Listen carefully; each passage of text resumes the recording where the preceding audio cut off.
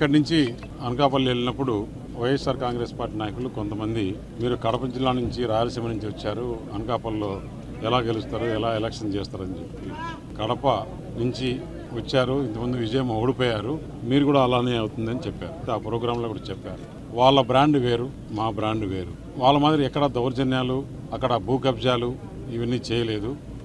నేను ఇక్కడి నుంచి వెళ్ళి అనకాపల్లిలో దాదాపు 3 లక్షల పైచీలకు ఓటుతో గెలవడం జరిగింది. నా సొంత జిల్లా నుంచి ఇక్కడ ఏ సమస్యలు ఉన్నా కానీ నాయకులు అందుబాటులో ఉంటాను. రెండు కూడా ఇక్కడ ఉండే సమస్యలు, అక్కడ ఉండే సమస్యలు రెండు కూడా నా సొంత సమస్యల మాదిరి తీసుకుంటాను.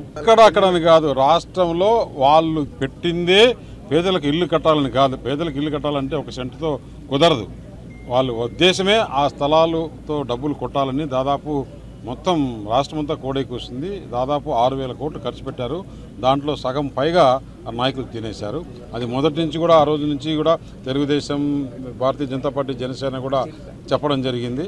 తప్పకుండా దాని మీద కూడా ఎంక్వైరీలు జరిపిస్తారు. కడప స్టీల్ ప్లాంట్ కోసం నేను మొట్టమొదటిగా గెలిచిన తర్వాత వెంటనే ఏదైతే కడప స్టీల్ ప్లాంట్ గురించి చంద్రబాబు నాయుడు గారికి చెప్పడం జరిగింది.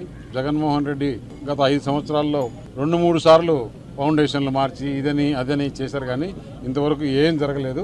తప్పకుండా ఇప్పుడు యుద్ధ ప్రాతిక పైన ఆ ప్లాంట్ తీసుకొని వచ్చేదానికి, ఎందుకంటే లాస్ట్లో ఎలక్షన్ల ముందు జరిగింది అది.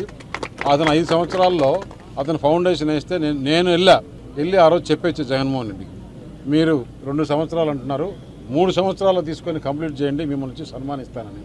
5 సంవత్సరాలైనా కూడా ఆ ఊసే లేదు, అక్కడ ఏం లేదు, స్థలం మార్చాడే తప్పితే ఇంకొకటి లేదు. తప్పకుండా ఏదైతే ఉండిందో చంద్రబాబు నాయుడు గారితో నేను నిన్న కూడా డిస్కస్ చేయడం జరిగింది అనకాపల్లిలో. ఆయన విశాఖపట్నం వచ్చాడు. దాని మీద త్వరగా చర్యలు తీసుకుని త్వరగా వచ్చేదానికోసం చేస్తాను.